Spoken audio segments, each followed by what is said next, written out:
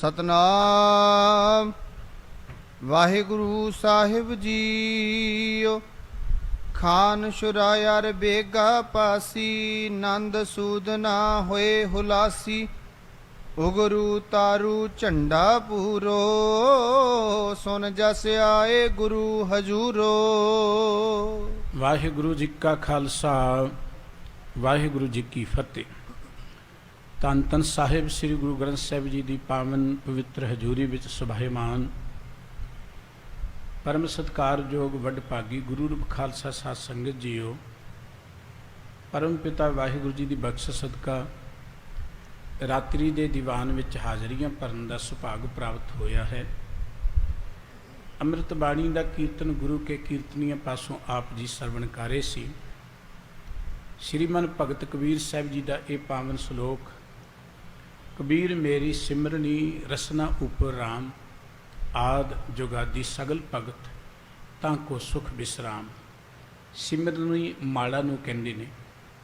ਧਾਰਮਿਕ ਜਗਤ ਵਿੱਚ ਮਾਲਾ ਦੀ ਬੜੀ ਚਰਚਾ ਹੈ ਔਰ ਆਪਾਂ ਦੇਖਦੇ ਕਈਆਂ ਨੇ ਗਲ 'ਚ ਵੀ ਮਾਲਾ ਪਾਈ ਹੁੰਦੀ ਹੈ, ਹੱਥ 'ਚ ਵੀ ਫੜੀ ਹੁੰਦੀ ਹੈ। ਦੇਖਾ ਦੇਖੀ ਸਿੱਖਾਂ ਨੇ ਵੀ ਉਹੀ ਕੰਮ ਫੜ ਲਿਆ।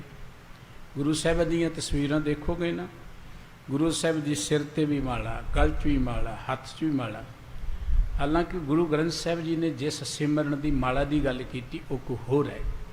ਬਾਬਾ ਕਬੀਰ ਸਾਹਿਬ ਜੀ ਕਹਿੰਦੇ ਕਬੀਰ ਮੇਰੀ ਸਿਮਰਨੀ। ਦੁਨੀਆ ਦੇ ਲੋਕੋ, ਮੇਰੇ ਕੋਲ ਜਿਹੜੀ ਸਿਮਰਨੀ ਹੈ, ਮਾਲਾ ਹੈ, ਉਹ ਕੀ ਹੈ? ਰਸਨਾ ਉਪਰ ਰਾਮ। ਰਸਨਾ ਦੇ ਨਾਲ ਵਾਹਿਗੁਰੂ ਜੀ ਦੇ ਨਾਮ ਨੂੰ, ਪ੍ਰਭੂ ਦੇ ਨਾਮ ਨੂੰ ਚੇਤੇ ਕਰਨਾ, ਇਹੀ ਮੇਰੀ ਸਿਮਰਨੀ ਹੈ, ਇਹੀ ਮੇਰੀ ਮਾਲਾ ਹੈ। ਇੱਕ ਥਾਂ ਤੇ ਗੁਰਬਾਣੀ 'ਚ ਸਤਿਗੁਰੂ ਜੀ ਨੇ ਬਚਨ ਕੇ ਕਬੀਰ ਜਪਨੀ ਕਾਠ ਕੀ, ਇਹ ਵੀ ਬਾਬਾ ਕਬੀਰ ਸਾਹਿਬ ਜੀ ਦਾ ਬਚਨ ਹੈ। ਕਿਆ ਦਿਖਲਾਵੇਂ ਲੋਏ ਹਿਰਦੇ ਨਾਮ ਨ ਚੇਤਨੀ, ਇਹ ਜਪਨੀ ਕਿਆ ਹੋਏ। ਬਾਬਾ ਕਬੀਰ ਸਾਹਿਬ ਜੀ ਕਹਿੰਦੇ ਉਹ ਕਿਤੇ ਲੱਕੜ ਦੀ, ਕਿਤੇ ਰੁਦਰਾਖ ਦੀ, ਕਿਤੇ ਮਣਕਿਆਂ ਦੀ, ਪਤਾ ਨਹੀਂ ਕਿੰਨੇ ਤਰ੍ਹਾਂ ਦੀਆਂ ਮਾਲਾ ਨੇ। ਇਹ ਦਿਖਾਉਣ ਦਾ ਲਾਭ ਕੀ ਹੈ? ਜੇ ਹਿਰਦੇ 'ਚ ਪ੍ਰਮਾਤਮਾ ਦਾ ਨਾਮ ਨਹੀਂ ਹੈ, ਜੇ ਰਸਨਾ ਤੇ ਪ੍ਰਮਾਤਮਾ ਦਾ ਨਾਮ ਨਹੀਂ ਹੈ, ਤੇ ਇਹਦੇ ਦਿਖਾਉਣ ਦਾ ਲਾਭ ਕੀ ਹੋਏਗਾ? ਇਹਦੇ ਨਾਲ ਤੇ ਕੋਈ ਭਗਤ ਨਹੀਂ ਬਣ ਜਾਏਗਾ। ਗੁਰਬਾਣੀ ਨੇ ਸਾਨੂੰ ਰਸਨਾ ਨਾਲ ਹਿਰਦੇ ਕਰਕੇ ਵਾਹਿਗੁਰੂ ਜੀ ਦੇ ਪਿਆਰ ਵਿੱਚ ਜੁੜਨ ਦੀ ਗੱਲ ਕਹੀ ਹੈ। ਕੋਈ ਮਾਲਾ ਨਹੀਂ ਰੱਬ ਦਾ ਸਿਮਰਨ ਕਰਦਾ, ਮੁਬਾਰਕ ਹੈ। ਲੇਕਿਨ ਗੁਰਮਤਿ ਦਾ ਮਾਰਗ ਹੈ ਵਾਹਿਗੁਰੂ ਜੀ ਦੀ ਬੰਦਗੀ ਕਰਨਾ। ਗੁਰਮਤਿ ਨੇ ਕਿਤੇ ਕੋਈ ਪਾਬੰਦੀ ਨਹੀਂ ਲਾਈ ਕਿ ਮਾਲਾ ਰਾਹੀਂ ਤੁਸੀਂ ਬੰਦਗੀ ਕਰ ਸਕਦੇ ਹੋ। ਬਾਬਾ ਕਬੀਰ ਸਾਹਿਬ ਜੀ ਕਹਿੰਦੇ ਕਿ ਮੇਰੀ ਮਾਲਾ ਤੇ ਇਹੀ ਹੈ ਕਿ ਮੈਂ ਰਸਨਾ ਰਾਹੀਂ ਵਾਹਿਗੁਰੂ ਜੀ ਦੇ ਨਾਮ ਨੂੰ ਜਪ ਰਿਹਾ। ਗੁਰੂ ਸਾਹਿਬ ਜੀ ਦਾ ਅੰਮ੍ਰਿਤ ਬਚਨ, ਹਰ ਹਰ ਅੱਖਰ ਦੋਏ ਇਹ ਮਾਲਾ। ਵਾਹਿਗੁਰੂ ਜੀ ਦੇ ਨਾਮ ਦੇ ਜਿਹੜੇ ਅੱਖਰ ਨੇ, ਇਹੀ ਮੇਰੀ ਮਾਲਾ ਹੈ। ਇਹਨੂੰ ਮੈਂ ਵਾਰ-ਵਾਰ ਚੇਤੇ ਕਰ ਰਿਹਾ। ਕਹਿਣ ਤੋਂ ਭਾਵ ਕਿ ਪ੍ਰਮਾਤਮਾ ਦੀ ਯਾਦ ਵਿੱਚ ਜੁੜਨਾ, ਪ੍ਰਮਾਤਮਾ ਦੇ ਪਿਆਰ 'ਚ ਜੁੜਨਾ, ਇਹ ਸਾਡੀ ਮਾਲਾ ਹੈ। ਕਿਉਂਕਿ ਗੁਰਮਤਿ ਦਾ ਮਾਰਗ ਕਿਰਤੀਆਂ ਦਾ ਮਾਰਗ ਹੈ, ਇਹ ਵਿਹਲੜਾਂ ਦਾ ਮਾਰਗ ਨਹੀਂ ਹੈ। ਹੁਣ ਕਿਸੇ ਨੇ ਹਾਲ ਹੋਣਾ ਤੇ ਮਾਲਾ ਕਿਵੇਂ ਫੇਰੇਗਾ? ਕਿਸੇ ਨੇ ਦੁਕਾਨ ਤੇ ਬੈਠਣਾ ਹੈ, ਹੋਰ ਆਪਣੀ ਦੁਕਾਨ ਕਿਰਤ ਵਿਰਤ ਕਰਨੀ ਹੈ, ਉਦੋਂ ਮਾਲਾ ਕਿਵੇਂ ਫੇਰੇਗਾ? ਕੀ ਉਹ ਰੱਬ ਦੀ ਬੰਦਗੀ ਨਹੀਂ ਕਰ ਸਕੇਗਾ? ਗੁਰਬਾਣੀ ਕਹਿੰਦੀ ਮਨ ਕਰਕੇ ਹਾਥ ਪਾਉ ਕਰ ਕਾਮ ਸਭ, ਚੀਤ ਨਿਰੰਜਨ ਨਾਲ। ਗੁਰਮਤਿ ਦਾ ਮਾਰਗ ਬਹੁਤ ਸਰਲ ਮਾਰਗ ਹੈ, ਬੰਧਨਾਂ ਤੋਂ ਮੁਕਤ ਕਰਨ ਦਾ ਮਾਰਗ ਹੈ। ਪਰ ਕਿਉਂਕਿ ਅਸੀਂ ਗੁਰੂ ਗ੍ਰੰਥ ਸਾਹਿਬ ਜੀ ਦੀ ਪਵਿੱਤਰ ਬਾਣੀ ਦਾ ਜੋ ਗਿਆਨ ਹੈ ਉਹਨੂੰ ਬਹੁਤ ਘੱਟ ਸਮਝਦੇ ਹਾਂ, ਨਾ ਸਮਝਾਇਆ ਜਾਂਦਾ ਹੈ। ਕਿਉਂਕਿ ਅਸੀਂ ਜੋ ਬਾਹਰਲਾ ਅਡੰਬਰ ਹੈ ਉਹਦੇ 'ਤੇ ਬਹੁਤ ਯਕੀਨ ਕਰਦੇ ਹਾਂ। ਮੈਂ ਇਹ ਗੱਲ 'ਚ ਵੱਡੀ ਸਾਰੀ ਮਾਲਾ ਪਾ ਕੇ ਹੱਥ 'ਚ ਫੜ ਕੇ ਆ ਜਾਵਾਂ, ਹੋ ਸਕਦਾ ਬੜੇ ਸ਼ਰਧਾਲੂ ਮੇਰੇ ਇੱਥੇ ਬਣ ਜਾਣ ਕੇ ਬੜੀ ਬੰਦਗੀ ਕਰਨ ਵਾਲੇ। ਮਨ ਕਰਕੇ ਮੈਂ ਭਾਵੇਂ ਕੁਝ ਵੀ ਹੋਵਾਂ, ਕਿਉਂਕਿ ਭੇਖ ਦੀ ਪੂਜਾ ਹੈ। ਬਾਬਾ ਨਾਨਕ ਜੀ ਨੇ ਸਾਨੂੰ ਭੇਖ ਤੋਂ ਉੱਚੇ ਉਠਾ ਦਿੱਤਾ ਸੀ, ਕਿਸੇ ਭੇਖ ਨਾਲ ਨਹੀਂ ਸੀ ਜੋੜਿਆ। ਕਿਰਤ ਅਨੁਸਾਰ ਮਨੁੱਖ ਨੂੰ ਆਪਣਾ ਲਿਬਾਸ ਰੱਖਣਾ ਪੈਂਦਾ ਹੈ। ਦੇਖੋ ਫੌਜੀ ਵੀਰ ਨੇ, ਉਹਨਾਂ ਨੂੰ ਫੌਜੀਆਂ ਵਾਲੀ ਵਰਦੀ ਪਹਿਨਣੀ ਪਏਗੀ। ਔਰ ਫੌਜ ਵਿੱਚੋਂ ਪਤਾ ਨਹੀਂ ਕਿੰਨੇ ਕੁ ਮਹਾਂਪੁਰਖ ਨਿਕਲੇ ਨੇ, ਰੱਬ ਦੇ ਪਿਆਰ ਵਾਲੇ ਨਿਕਲੇ ਨੇ। ਕੀ ਉਹਨਾਂ ਨੇ ਉੱਥੇ ਉਹੋ ਜਿਹੇ ਕੱਪੜੇ ਪਾਏ ਸਨ? ਕਿਸਾਨ ਵੀਰ ਨੇ, ਕਿਸਾਨ ਕਰਦੇ ਆ, ਪਤਾ ਨਹੀਂ ਕਿੰਨੇ ਕੁ ਰੱਬ ਦੀ ਬੰਦਗੀ ਕਰਨ ਵਾਲੇ ਨੇ। ਦੁਕਾਨਦਾਰ ਵੀਰ ਨੇ, ਦੁਕਾਨ ਤੇ ਬੈਠੇ ਕਿੰਨੀ ਬੰਦਗੀ ਕਰਨ ਵਾਲੇ ਨੇ। ਹੋਰ ਕਾਰੋਬਾਰਾਂ ਤੇ ਵੱਡੇ ਵੱਡੇ ਰੁਤਬਿਆਂ ਤੇ ਬੈਠੇ ਰੱਬ ਦੇ ਭਗਤ ਬੈਠੇ ਨੇ। ਬੰਦਗੀ ਦਾ ਸੰਬੰਧ ਤੁਹਾਡੇ ਮਨ ਦੇ ਨਾਲ ਹੈ, ਤੁਹਾਡੀ ਸੁਰਤ ਦੇ ਨਾਲ ਹੈ। ਇਸ ਕਰਕੇ ਬਾਬਾ ਕਬੀਰ ਸਾਹਿਬ ਜੀ ਕਹਿੰਦੇ ਕਿਆ ਦਿਖਲਾਵੇਂ ਲੋਏ, ਲੋਕਾਂ ਨੂੰ ਦਿਖਾਉਣ ਦਾ ਲਾਭ ਕੀ ਹੈ? ਗੁਰਬਾਣੀ ਨੇ ਤੇ ਬੜੀ ਇੱਕ ਗੱਜ ਵਜਾ ਕੇ ਗੱਲ ਕਹੀ ਹੈ ਕਿ ਗਲੀ ਜਿਨ੍ਹਾਂ ਜਪ ਮਾਲੀਆਂ ਲੋਟੇ, ਹੱਥ ਨੇ ਪੱਗ ਹਰ ਕੇ, ਸੰਤਨਾ ਅੱਖੀ ਨ ਬਾਨਾਰਸ ਕੇ ਠੱਗ। ਜਿਨ੍ਹਾਂ ਨੇ ਗਲ 'ਚ ਵੱਡੀਆਂ ਵੱਡੀਆਂ ਮਾਲਾ ਪਾਈਆਂ ਨੇ। ਬੰਦਗੀ ਦਿਖਾਉਣ ਦਾ ਮਾਰਗ ਨਹੀਂ ਹੈ, ਬੰਦਗੀ ਤਾਂ ਲੁਕਾਉਣ ਦਾ ਮਾਰਗ ਹੈ, ਮਿਟਣ ਦਾ ਮਾਰਗ ਹੈ, ਆਪਣੇ ਆਪ ਨੂੰ ਮਿਟਾਉਣ ਦਾ ਮਾਰਗ ਹੈ। ਜਿੰਨਾ ਮਨੁੱਖ ਮਿਟਦਾ ਜਾਏਗਾ ਉਹਨਾਂ ਉਹ ਰੱਬ ਦੇ ਨੇੜੇ ਹੁੰਦਾ ਜਾਏਗਾ। ਦੇਖੋ ਸਤਿਗੁਰੂ ਜੀ ਕਹਿੰਦੇ, ਭਾਈ ਸਾਹਿਬ ਜੀ ਕਹਿੰਦੇ, ਮੁਰਦਾ ਹੋਏ ਮੁਰੀਦ ਨਾ ਗੱਲੀ ਹੋਵਣਾ, ਸਬਰ ਸਿਦਕ ਸ਼ਹੀਦ ਭਰਮ ਪਉ ਖੋਵਣਾ। ਜੇ ਮੁਰੀਦ ਬਣਨਾ ਤੇ ਮੁਰਦੇ ਬਣਨਾ ਪੈਂਦਾ। ਮੁਰਦਾ ਕੋਈ ਦਿਖਾਵਾ ਨਹੀਂ ਕਰਦਾ, ਕੋਈ ਅਡੰਬਰ ਨਹੀਂ ਕਰਦਾ, ਉਹ ਤੇ ਜਿੱਥੇ ਪਿਆ ਉਦਾਂ ਦਾ ਉਦਾਂ ਹੀ ਹੈ, ਜਿੱਥੇ ਉਹਨੂੰ ਰੱਖ ਦਿਓਗੇ। ਇਸ ਕਰਕੇ ਬੰਦਗੀ, ਰੱਬ ਦੀ ਭਗਤੀ ਜਿਹੜੀ ਹੈ, ਇਹ ਦਿਖਾਵੇ ਦਾ, ਅਡੰਬਰ ਦਾ ਮਾਰਗ ਨਹੀਂ ਹੈ ਕਿ ਅਸੀਂ ਲੋਕਾਂ ਨੂੰ ਦਿਖਾ ਕੇ ਫੇਰਾਂਗੇ ਤੇ ਸ਼ਾਇਦ ਅਸੀਂ ਜ਼ਿਆਦਾ ਭਗਤ ਗਿਣੇ ਜਾਵਾਂਗੇ। ਦਿਖਾਵਾ ਉੱਥੇ ਹੁੰਦਾ ਜਿੱਥੇ ਲੋਕਾਂ ਨੂੰ ਰਿਝਾਉਣਾ ਹੁੰਦਾ। ਬਾਬਾ ਕਬੀਰ ਸਾਹਿਬ ਜੀ ਕਹਿੰਦੇ ਨੇ ਕਿ ਦੁਨੀਆ ਦੇ ਰਿਝਣ ਨਾਲ ਕੀ ਗੱਲ ਹੋ ਜਾਏਗੀ। ਸਤਿਗੁਰੂ ਜੀ ਦਾ ਇੱਕ ਬੜਾ ਪਿਆਰਾ ਬਚਨ ਹੈ, ਜੇ ਜੁਗ ਚਾਰੇ ਹਾਰ ਜਾ ਹੋਰ ਦਸੂਣੀ ਹੋਏ, ਨਵਾਂ ਖੰਡਾਂ ਵਿੱਚ ਜਾਣੀਐ ਨਾਲ ਚੱਲੈ ਸਭ ਕੋਏ, ਚੰਗਾ ਨਾਮ ਰਖਾਏ ਕੈ ਜਸ ਕੀਰਤ ਜਗ ਲੇ। ਸਤਿਗੁਰੂ ਜੀ ਕਹਿੰਦੇ 4 ਯੁੱਗਾਂ ਜਿੰਨੀ ਤੇਰੀ ਉਮਰ ਬਣ ਜਾਏ, ਕਿਉਂਕਿ ਵੱਡੀ ਉਮਰ ਵਾਲੇ ਨੂੰ ਅਸੀਂ ਬੜਾ ਮਾਨਯੋਗ ਗਿਣਦੇ ਹਾਂ, 4 ਤੋਂ ਵੱਧ ਕੇ 40 ਯੁੱਗਾਂ ਜਿੰਨੀ ਬਣ ਜਾਏ। ਧਰਤੀ ਦੇ 9 ਖੰਡ ਗਿਣੇ ਨੇ, ਸਾਰੀ ਧਰਤੀ ਤੇ ਤੂੰ ਮਾਨਯੋਗ ਹੋ ਜਾਏ, ਸਤਿਕਾਰਯੋਗ ਹੋ ਜਾਏ, ਹਰ ਕੋਈ ਤੇਰੇ ਨਾਲ ਚੱਲਣ 'ਚ ਮਾਣ ਮਹਿਸੂਸ ਕਰੇ, ਜਿੱਧਰ ਜਾਏ ਤੇਰੇ ਜਸ ਹੋਵੇ, ਕੀਰਤੀ ਹੋਏ, ਵਡਿਆਈ ਹੋਏ। ਸਤਿਗੁਰੂ ਜੀ ਕਹਿੰਦੇ ਸਭ ਕੁਝ ਹੋ ਜਾਏ, ਦੁਨੀਆ ਤੈਨੂੰ ਚੰਗਾ ਕਹੇ, ਪਰ ਜੇ ਵਾਹਿਗੁਰੂ ਜੀ ਨੇ ਨਜ਼ਰਾਂ 'ਚ ਪ੍ਰਵਾਨ ਨਾ ਹੋਇਆ ਤਾਂ ਕਿਸੇ ਨੇ ਬਾਤ ਨਹੀਂ ਪੁੱਛਣੀ। ਮਸਲਾ ਤੇ ਰੱਬ ਦੀ ਰਹਿਮਤ ਨੂੰ ਪ੍ਰਾਪਤ ਕਰਨ ਦਾ ਸੀ, ਮਸਲਾ ਲੋਕਾਂ ਨੂੰ ਰਿਝਾਉਣ ਦਾ ਜਾਂ ਮਗਰ ਲਗਾਉਣ ਦਾ ਨਹੀਂ ਸੀ। ਜਦੋਂ ਰੱਬ ਦੀ ਰਹਿਮਤ ਨੂੰ ਪ੍ਰਾਪਤ ਕਰਨ ਦਾ ਮਸਲਾ ਆਏਗਾ, ਉਦੋਂ ਬੰਦਾ ਅਡੰਬਰ ਨਹੀਂ ਕਰੇਗਾ, ਦਿਖਾਵਾ ਨਹੀਂ ਕਰੇਗਾ। ਬਾਬਾ ਕਬੀਰ ਸਾਹਿਬ ਜੀ ਕਹਿੰਦੇ, ਕਬੀਰ ਮੇਰੀ ਸਿਮਰਨੀ ਰਸਨਾ ਉਪਰ ਰਾਮ। ਰਸਨਾ ਦੇ ਨਾਲ ਪ੍ਰਭੂ ਨੂੰ ਚੇਤੇ ਕਰਨਾ, ਇਹ ਮੇਰੀ ਸਿਮਰਨੀ ਹੈ। ਆਦ ਜੁਗਾਦੀ ਸਗਲ ਭਗਤ, ਆਦ ਤੋਂ ਲੈ ਕੇ ਜੁਗਾਂ ਤੋਂ ਲੈ ਕੇ ਜਿੰਨੇ ਰੱਬ ਦੇ ਭਗਤ ਹੋਏ ਨੇ, ਸਗਲ ਸਾਰੇ ਜਿੰਨੇ ਰੱਬ ਦੇ ਭਗਤ ਹੋਏ ਨੇ, ਤਾਂ ਕੋ ਸੁਖ ਵਿਸਰਾਮ, ਉਹਨਾਂ ਨੂੰ ਜੇ ਸੁਖ ਮਿਲਿਆ ਤੇ ਪ੍ਰਮਾਤਮਾ ਦਾ ਸਿਮਰਨ ਕਰਕੇ ਮਿਲਿਆ। ਜੇ ਉਹਨਾਂ ਨੇ ਆਨੰਦ ਮਾਣਿਆ ਤੇ ਪ੍ਰਮਾਤਮਾ ਦਾ ਸਿਮਰਨ ਕਰਕੇ ਮਾਣਿਆ। ਔਰ ਸਾਨੂੰ ਵੀ ਸਾਡੇ ਸਤਿਗੁਰੂ ਜੀ ਨੇ ਮਾਰਗ ਦਿੱਤਾ ਹੈ ਵਾਹਿਗੁਰੂ ਜੀ ਦੀ ਭਾਵ ਭਗਤੀ ਦਾ। ਤੁਸੀਂ ਬਹੁਤ ਵੱਡੇ ਭਾਗੀ ਹੋ, ਵਾਹਿਗੁਰੂ ਜੀ ਦੀ ਬਖਸ਼ਿਸ਼ ਦੇ ਪਾਤਰ ਹੋ, ਜੋ ਗੁਰੂ ਕੀ ਗੋਦ ਵਿੱਚ ਬੈਠ ਕੇ ਗੁਰਬਾਣੀ ਕੀਰਤਨ ਦਾ ਆਨੰਦ ਮਾਣ ਰਹੇ ਸੀ। ਸਤਿਗੁਰੂ ਸ੍ਰੀ ਗੁਰੂ ਅਮਰਦਾਸ ਜੀ ਮਹਾਰਾਜ ਦੇ ਜੀਵਨ ਇਤਿਹਾਸ ਵਿੱਚੋਂ ਆਪ ਜੀ ਗੁਰਸਿੱਖਾਂ ਦੀਆਂ ਕਥਾ ਕਹਾਣੀਆਂ ਗਾਥਾਵਾਂ ਸਰਵਣ ਕਰ ਰਹੇ ਹੋ। ਔਰ ਗੁਰੂ ਰਾਮਦਾਸ ਜੀ ਨੇ ਬਚਨ ਕਿਹਾ ਸੀ, ਸਭ ਤੋਂ ਵੱਡੇ ਭਾਗ ਗੁਰਸਿੱਖਾਂ ਕੇ ਜੇ ਗੁਰਚਰਨੀ ਸਿੱਖ ਪੜ੍ਹਤੇ ਆ। ਸਮੇਂ ਸਮੇਂ ਤੇ ਬੇਅੰਤ ਪ੍ਰਾਣੀ ਗੁਰੂ ਕੀ ਹਜ਼ੂਰੀ 'ਚ ਆਏ, ਗੁਰੂ ਕੀ ਗੁਰਮਤ ਨੂੰ ਉਹਨਾਂ ਨੇ ਗ੍ਰਹਿਣ ਕੀਤਾ ਔਰ ਗੁਰੂ ਦੇ ਮਾਰਗ ਤੇ ਚੱਲ ਕੇ ਉਹ ਲੋਕਾਂ ਦੇ ਲਈ ਚਾਨਣ ਮਨਾਰਾ ਬਣ ਗਏ। ਆਪਣੇ ਜੀਵਨ ਨੂੰ ਤੇ ਉਹਨਾਂ ਸਫਲ ਬਣਾਇਆ, ਪਰ ਹੋਰਨਾਂ ਨੂੰ ਵੀ ਪ੍ਰਭੂ ਦੇ ਪਿਆਰ 'ਚ ਜੁੜ ਕੇ ਉਹ ਜ਼ਿੰਦਗੀ ਅੰਦਰ ਜਸ ਪ੍ਰਾਪਤ ਕਰ ਗਏ। ਗੁਰੂ ਸਾਹਿਬ ਜੀ ਦੇ ਉਹਨਾਂ ਗੁਰਸਿੱਖਾਂ ਦੀਆਂ ਗਥਾਵਾਂ ਜੋ ਆਪ ਜੀ ਸਰਵਣ ਕਰ ਰਹੇ ਹੋ, ਆਓ ਆਪਾਂ ਇਕਾਗਰਚਿਤ ਹੋ ਕੇ ਅਗਲੀ ਕਥਾ ਸਰਵਣ ਕਰੀਏ। ਗੁਰੂ ਪਿਆਰ 'ਚ ਜੁੜਦੇ ਹਾਂ, ਮਨ ਬਿਰਤੀਆਂ ਨੂੰ ਟਿਕਾਉਣ ਦੇ ਲਈ ਦਿਲ ਦੀਆਂ ਗਹਿਰਾਈਆਂ ਤੋਂ ਸਾਰੇ ਹੀ ਉਚਾਰਨ ਕਰੀਏ ਜੀ, ਸਤਨਾਮ ਵਾਹਿਗੁਰੂ ਸਾਹਿਬ ਜੀ। ਖਾਨ ਸ਼ੁਰਾਇ ਅਰ ਬੇਗਾ ਪਾਸੀ, ਨੰਦ ਸੂਦ ਨਾ ਹੋਏ ਹੁਲਾਸੀ। ਭਾਈ ਸਾਹਿਬ ਭਾਈ ਸੰਤੋਖ ਸਿੰਘ ਕਹਿੰਦੇ, ਇੱਕ ਖਾਨ ਸ਼ੁਰਾ ਭਾਈ ਬੇਗਾ ਜੀ ਜਿਹੜੇ ਪਾਸੀ ਸਨ, ਇੱਦਾਂ ਨੰਦ ਜੀ ਜਿਹੜੇ ਸੂਦਨ ਸਨ, ਇਹ ਗੁਰਸਿੱਖ ਜਿਹੜੇ ਬੜੇ ਚਾਹ ਦੇ ਨਾਲ, ਹੁਲਾਸੀ ਦਾ ਅਰਥ ਹੈ ਹੁਲਾਸ, ਚਾਹ ਦੇ ਨਾਲ ਗੁਰੂ ਕੀ ਹਜ਼ੂਰੀ 'ਚ ਆਏ ਨੇ।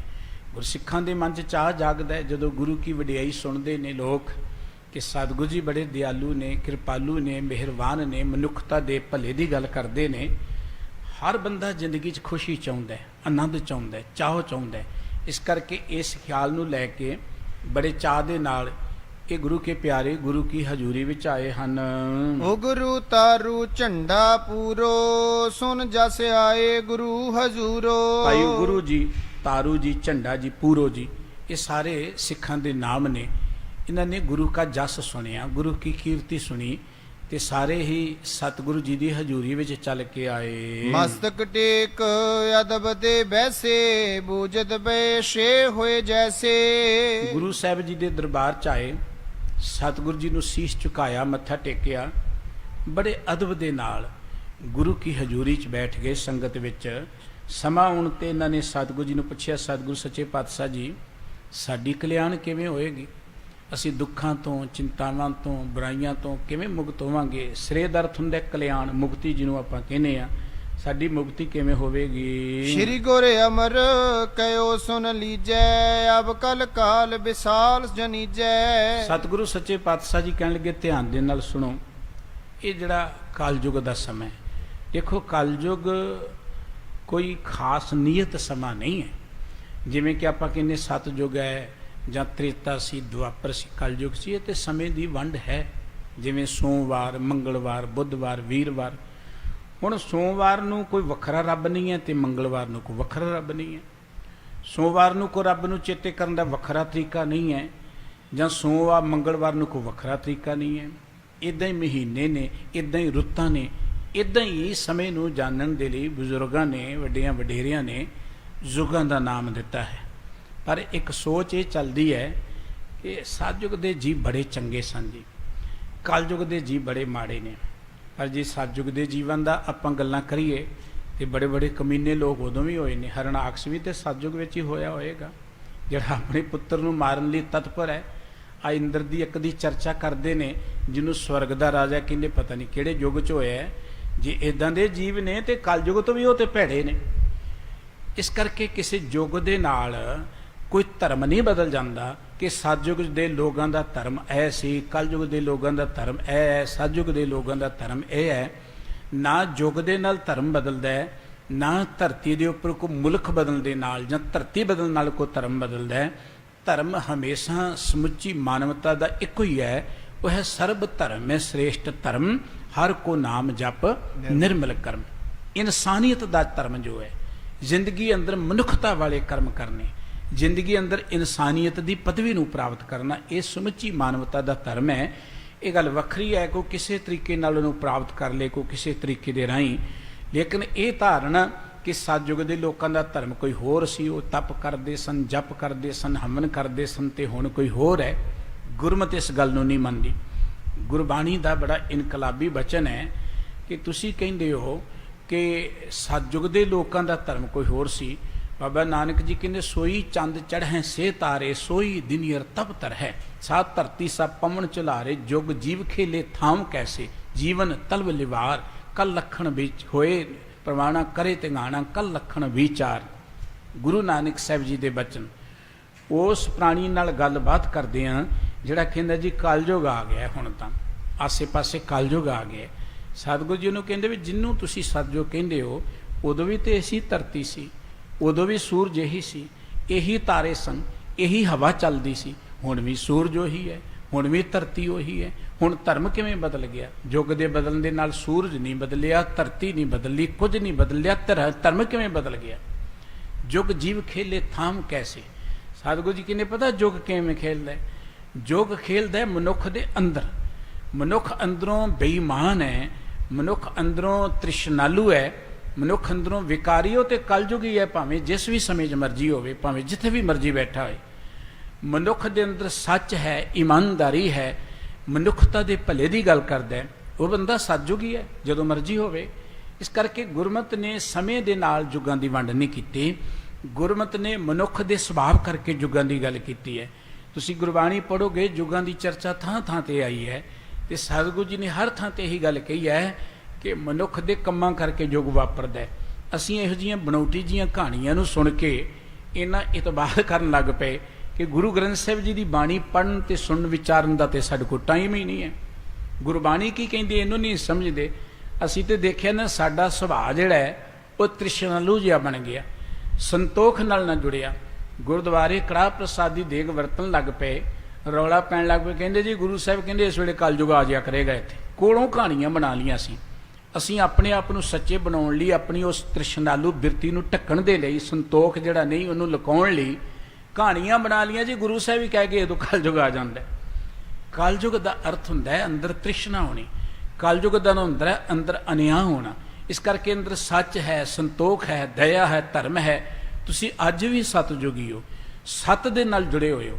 ਇਸ ਕਰਕੇ ਕਲ ਦਾ ਅਰਥ ਜਗਤ ਵੀ ਹੁੰਦਾ ਹੈ, ਕਲ ਦਾ ਅਰਥ ਜਗਤ ਵੀ ਹੁੰਦਾ ਕਿ ਇਹ ਜਿਹੜਾ ਸੰਸਾਰ ਹੈ। ਗੁਰਬਾਣੀ 'ਚ ਕਈ ਥਾਵਾਂ ਤੇ ਕਲ ਜਗਤ ਇਸ ਜ਼ਿੰਦਗੀ ਲਈ ਜਾਂ ਇਸ ਜਗਤ ਲਈ ਆਇਆ ਕਿ ਜਿਹੜੀ ਦੁਨੀਆ ਜਿੱਥੇ ਅਸੀਂ ਰਹਿ ਰਹੇ ਹਾਂ, ਜਿਹੜਾ ਕਲ ਦੇ ਨਾਲ ਭਰਿਆ ਹੋਇਆ ਸੰਸਾਰ ਹੈ, ਕਾਲਖ ਨਾਲ ਭਰਿਆ ਹੋਇਆ ਸੰਸਾਰ ਹੈ, ਇਹਦੇ ਵਿੱਚ ਰਹਿਣ ਦੇ ਲਈ ਪ੍ਰਥਮ ਜੁਗਨ ਮੈਂ ਜਗ ਕਰਨ ਤੇ ਹੋ ਮਤ ਦੇਵਤਾਨ ਤ੍ਰਿਪਤਨ ਤੇ। ਇਹ ਕਵੀ ਜੀ ਦਾ ਵਿਚਾਰ ਹੈ। ਦੇਖੋ ਸਤਿਗੁਰੂ ਜੀ ਦੀ ਬਾਣੀ ਤੁਸੀਂ ਪੜ੍ਹੋਗੇ, ਉਹਨਾਂ ਨੇ ਕਿਤੇ ਇਹ ਗੱਲ ਨਹੀਂ, ਹਾਂ ਲੋਕਾਂ ਦੀ ਇੱਕ ਧਾਰਨਾ ਹੈ, ਗੁਰੂ ਗ੍ਰੰਥ ਸਾਹਿਬ ਜੀ 'ਚ ਵੀ ਇਹ ਗੱਲ ਕਹੀ ਹੈ ਜਦੋਂ ਗੁਰਬਾਣੀ ਦੇ ਵਿੱਚ ਸਤਿਗੁਰੂ ਜੀ ਨੇ ਚਰਚਾ ਕੀਤੀ ਹੈ ਨਾ ਹੋਰਨਾਂ ਮੱਤਾਂ ਦੀ, ਪਹਿਲਾਂ ਸਤਿਗੁਰੂ ਜੀ ਨੇ ਹੋਰਨਾਂ ਮੱਤਾਂ ਦੀ ਗੱਲ ਕਰਕੇ ਫਿਰ ਗੁਰਮਤਿ ਦਾ ਸਿਧਾਂਤ ਦਿੱਤਾ ਹੈ, ਫਿਰ ਗੁਰਮਤਿ ਦੀ ਗੱਲ ਕੀਤੀ ਹੈ। ਇਸੇ ਤਰੀਕੇ ਨਾਲ ਇੱਥੇ ਵੀ ਸਤਿਗੁਰੂ ਜੀ ਕਹਿੰਦੇ ਕਿ ਦੁਨੀਆ ਕਹਿੰਦੀ ਕਿ ਪੁਰਾਣੇ ਸਮਿਆਂ ਦੇ ਵਿੱਚ ਕੋਈ ਤਪ ਕਰਦਾ ਸੀ, ਕੋਈ ਜਪ ਕਰਦਾ ਸੀ, ਕੋਈ ਹਵਨ ਕਰਦਾ ਸੀ, ਕੋਈ ਤੀਰਥਾਂ ਦਾ ਰਟਨ ਕਰਦਾ ਸੀ। ਤੇ ਸਮ ਫਲ ਸਿੱਖ ਦੇ ਆਹਾਰ, ਪਾਉ ਕਰੋ ਲਿਓ ਭਗਤ ਅਦਾਰ। ਇਸ ਕਰਕੇ ਸਤਿਗੁਰੂ ਜੀ ਕਹਿੰਦੇ ਭਾਈ ਉਦੋਂ ਕਹਿੰਦੇ ਫਲ ਮਿਲਦਾ ਸੀ, ਕਹਿੰਦੇ ਨੇ ਗੁਰਮਤਿ ਕਹਿੰਦੀ ਹਮੇਸ਼ਾ। ਦੇਖੋ ਹਰ ਜੁਗ ਜੁਗ ਭਗਤ ਉਪਾਇਆ, ਪਹਿਜ ਰੱਖਦਾ ਆਇਆ ਰਾਮ ਰਾਜੇ, ਹਰਣਾਕਸ ਦੁਸ਼ਟ ਹਰ ਮਾਰਿਆ ਪ੍ਰਹਿਲਾਦ ਤਰਾਇਆ। ਜਿਨ੍ਹਾਂ ਭਗਤਾਂ ਦੀ ਵਡਿਆਈ ਸ੍ਰੀ ਗੁਰੂ ਗ੍ਰੰਥ ਸਾਹਿਬ ਜੀ ਵਿੱਚ ਆਈ ਹੈ ਜਾਂ ਆਪਾਂ ਚਰਚਾ ਸੁਣਦੇ ਹਾਂ, ਉਹ ਸਾਰੇ ਪਰਮੇਸ਼ਰ ਦੀ ਬੰਦਗੀ ਕਰਕੇ ਮਹਾਨ ਹੋਏ ਨੇ।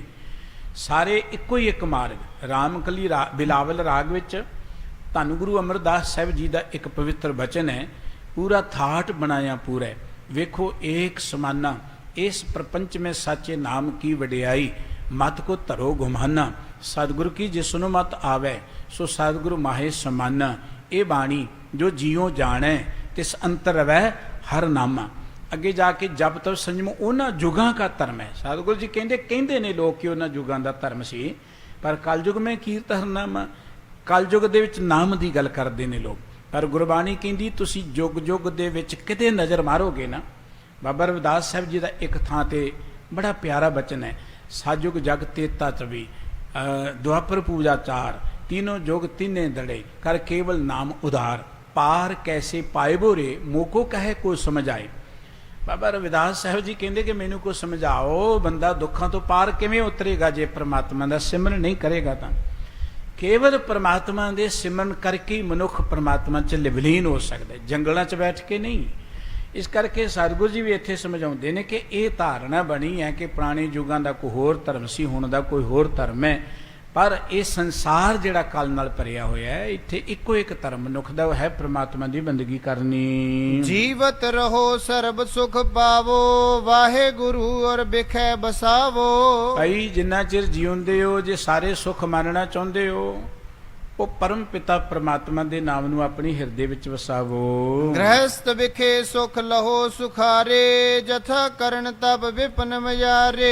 ਇਸ ਕਰਕੇ ਗ੍ਰਸਥ ਵਿੱਚ ਰਹਿ ਕੇ, ਘਰ ਪਰਿਵਾਰ 'ਚ ਕਾਰੋਬਾਰ 'ਚ ਰਹਿ ਕੇ ਸਾਰੇ ਸੁੱਖ ਮਾਣੋ। ਵਿਪਨ ਕਹਿੰਦੇ ਜੰਗਲ ਨੂੰ, ਜੰਗਲਾਂ 'ਚ ਜਾਣ ਦੀ ਕੋਈ ਲੋੜ ਨਹੀਂ ਹੈ। ਆਪਣੇ ਘਰ ਪਰਿਵਾਰ 'ਚ ਰਹਿ ਕੇ ਪ੍ਰਮਾਤਮਾ ਦੇ ਪਿਆਰ 'ਚ ਜੁੜੋ। ਦੋਏ ਸ਼ਿੰਬੇ ਮਲਿਆਰ ਸਹਾਰੂ, ਪਰੇ ਚਰਨ ਲਖ ਗੁਰ ਸੁਖ ਕਾਰੂ। ਦੋ ਪ੍ਰਾਣੀ ਹੋਰ ਗੁਰੂ ਕੀ ਹਜ਼ੂਰੀ 'ਚ ਆਏ ਜੋ ਛੀਂਬੇ ਦੀ ਕਿਰਤ ਕਰਦੇ ਸਨ। ਭਾਈ ਸਾਹਿਬ ਜੀ ਨੇ ਇਹਨਾਂ ਦਾ ਨਾਮ ਲਿਖਿਆ ਮਲਿਹਾਰ ਅਤੇ ਸਹਾਰੂ। ਇਹ ਗੁਰੂ ਚਰਨਾਂ ਤੇ ਆ ਕੇ ਸੀਸ ਝੁਕਾਇਆ ਇਹਨਾਂ ਨੇ। ਤਿਨ ਪ੍ਰਤ ਕਰਤ ਪਏ ਉਪਦੇਸ਼, ਸਿੱਖਨ ਸੇਵਾ ਕਰੋ ਵਿਸ਼ੇਸ਼। ਸਤਿਗੁਰੂ ਸੱਚੇ ਪਾਤਸ਼ਾਹ ਜੀ ਕੋਲ ਆਏ, ਜਿਹੜੇ ਸਤਿਗੁਰੂ ਜੀ ਨੇ ਉਹਨਾਂ ਨੂੰ ਉਪਦੇਸ਼ ਦਿੱਤਾ, ਭਾਈ ਤੁਸੀਂ ਸਾਧ ਸੰਗਤ ਦੀ ਸੇਵਾ ਕਰਿਆ ਕਰੋ, ਰੱਬ ਦੇ ਪਿਆਰਿਆਂ ਦੀ, ਗੁਰਸਿੱਖਾਂ ਦੀ ਸੇਵਾ ਕਰਿਆ ਕਰੋ। ਸੀਵੋ ਵਸਤਰ ਅੰਗ ਪਹਿਰਾਵੋ, ਧੋਏ ਮਲੀਨ ਜੇ ਮੈਲ ਗਵਾਵੋ। ਤੁਸੀਂ ਬਸਤਰ ਸੀਣ ਦਾ ਕੰਮ ਕਰਦੇ ਹੋ, ਲੋੜਵੰਦਾਂ ਦੇ ਬਸਤਰ ਸੀ ਦਿਆ ਕਰੋ। ਕਿਸੇ ਦੇ ਕੱਪੜੇ ਜਿਹੜੇ ਮੈਲੇ ਨੇ ਉਹਨਾਂ ਨੂੰ ਧੋ ਦਿਆ ਕਰੋ। ਇਦਾਂ ਤੁਹਾਡੇ ਹਿਰਦੇ ਦੀ ਮੈਲ ਵੀ ਲੱਥ ਜਾਏਗੀ, ਮਨ ਪਵਿੱਤਰ ਹੋ ਜਾਏਗਾ। ਭਾਵ ਸੇਵਾ ਕਰਿਆ ਕਰੋ। ਉਜਲ ਆਸ਼ੇ ਕਰ ਕਰ ਦੇ ਹੋ, ਔਰ ਉਜਲਤਾ ਪੁਨ ਤੁਮ ਲੈ ਹੋ। ਜਿੰਨੀ ਪਿਆਰ ਨਾਲ ਸੇਵਾ ਕਰੋਗੇ, ਜਿੰਨਾ ਤੁਸੀਂ ਲੋਕਾਂ ਦੇ ਜਾਂ ਪ੍ਰਭੂ ਪਿਆਰਿਆਂ ਦੇ ਕੱਪੜੇ ਉਜਲ ਕਰੋਗੇ, ਉਹਨਾਂ ਤੁਹਾਡਾ ਮਨ ਉਜਲ ਹੋ ਜਾਵੇਗਾ। ਗੁਰ ਕੇ ਸੰਗ ਗੰਢ ਤਬ ਪਰੈ, ਸਤ ਸੰਗਤ ਮਨ ਕੀ ਮਲ ਹਰੈ। ਗੁਰੂ ਦੇ ਨਾਲ ਪਿਆਰ ਕਦੋਂ ਪੈਂਦਾ ਹੈ? ਜਦੋਂ ਅਸੀਂ ਸਿੱਖਾਂ ਨੂੰ ਪਿਆਰ ਕਰਦੇ ਹਾਂ। ਜੇ ਸਿੱਖਾਂ ਨਾਲ ਹੀ ਪਿਆਰ ਨਹੀਂ ਤੇ ਗੁਰੂ ਨਾਲ ਪਿਆਰ ਕਿਵੇਂ ਬਣੇਗਾ? ਇਹ ਕੇਵਲ ਅਡੰਬਰ ਹੀ ਹੋਵੇਗਾ ਕਿ ਮੈਂ ਗੁਰੂ ਨਾਲ ਤੇ ਬੜਾ ਪਿਆਰ ਕਰਦਾ ਤੇ ਸਿੱਖਾਂ ਨੂੰ ਮੈਂ ਨਫ਼ਰਤ ਕਰਦਾ ਹਾਂ। ਇਸ ਕਰਕੇ ਸਤਿਗੁਰੂ ਜੀ ਨੇ ਕਿਹਾ ਕਿ ਗੁਰੂ ਨਾਲ ਗੰਢ ਪੈਣੀ ਉਦੋਂ ਹੈ ਜਦੋਂ ਤੁਸੀਂ ਸਿੱਖਾਂ ਨਾਲ ਪਿਆਰ ਕਰੋਗੇ, ਸਿੱਖਾਂ ਦੀ ਸੇਵਾ ਕਰੋਗੇ, ਸਿੱਖਾਂ ਦਾ ਪਿਆਰ ਲੈ ਲਓਗੇ, ਤੁਹਾਡੀ ਗੁਰੂ ਦੇ ਨਾਲ ਵੀ ਸਾਂਝ ਬਣ ਜਾਏਗੀ।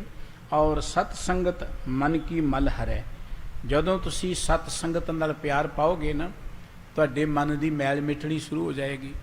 ਮਨ ਆਪਾਂ ਸਤ ਸੰਗਤ ਤੋਂ ਬਿਨਾਂ ਹੋਰ ਜਿੱਥੇ ਵੀ ਜਾਂਦੇ ਹਾਂ, ਦੇਖਣ ਨੂੰ ਉਹ ਕਰਮ ਭਾਵੇਂ ਬਹੁਤ ਵਧੀਆ ਵੀ ਕਿਉਂ ਨਾ ਹੋਣ।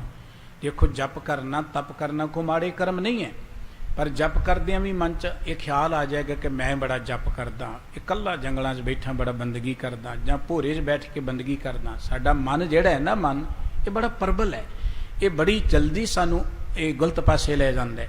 ਇਸ ਕਰਕੇ ਅੰਦਰ ਮੈਲ ਦਾ ਅਰਥ ਹੈ ਹੰਕਾਰ ਆਉਣਾ ਸ਼ੁਰੂ ਹੋ ਜਾਏਗਾ, ਅਗਿਆਨਤਾ। ਗਿਆਨ ਜਿਹੜਾ ਹੈ ਉਹ ਤੇ ਦੀਵੇ ਕੋਲ ਜਾ ਕੇ ਮਿਲੇਗਾ ਨਾ, ਚਾਨਣ ਜਿਹੜਾ ਉਹ ਤੇ ਦੀਵੇ ਕੋਲ ਜਾ ਕੇ ਮਿਲੇਗਾ। ਹੁਣ ਦੀਵੇ ਤੋਂ ਦੂਰ ਜਾਇਆ ਤੁਸੀਂ ਭਾਵੇਂ ਚਾਨਣ ਦਾ ਰੌਲਾ ਪਾਈ ਜੋ, ਨਹੀਂ ਮਿਲੇਗਾ। ਸਤ ਸੰਗਤ ਵਿੱਚੋਂ ਸਾਨੂੰ ਸੋਝੀ ਮਿਲਦੀ ਹੈ। ਗੁਰਬਾਣੀ ਕਹਿੰਦੀ ਸਤ ਸੰਗਤ ਵਿੱਚ ਆ ਕੇ ਸਾਡੇ ਮਨ ਦੀ ਮੈਲ ਮਿਟਦੀ ਹੈ। ਗੁਰੂ ਗ੍ਰੰਥ ਸਾਹਿਬ ਜੀ ਦੇ ਬੜੇ ਪਿਆਰੇ ਬਚਨ ਨੇ ਕਿ ਵੱਡ ਭਾਗੀ ਹਰ ਸੰਗਤ ਪਾਵੈ, ਭਾਗਹੀਨ ਭ੍ਰਮ ਚੋਟਾਂ ਖਾਵੈ, ਬਿਨ ਭਾਗਾਂ ਸਤ ਸੰਗ ਨ ਲੱਭੈ, ਬਿਨ ਸੰਗਤ ਮੈਲ ਭਰੀਜੈ ਜੀਓ। ਸਤ ਸੰਗਤ ਤੋਂ ਬਿਨਾਂ ਸਾਡੇ ਅੰਦਰ ਮੈਲ ਭਰਦੀ ਰਹਿੰਦੀ। ਕਿਵੇਂ ਭਰਦੀ ਹੈ?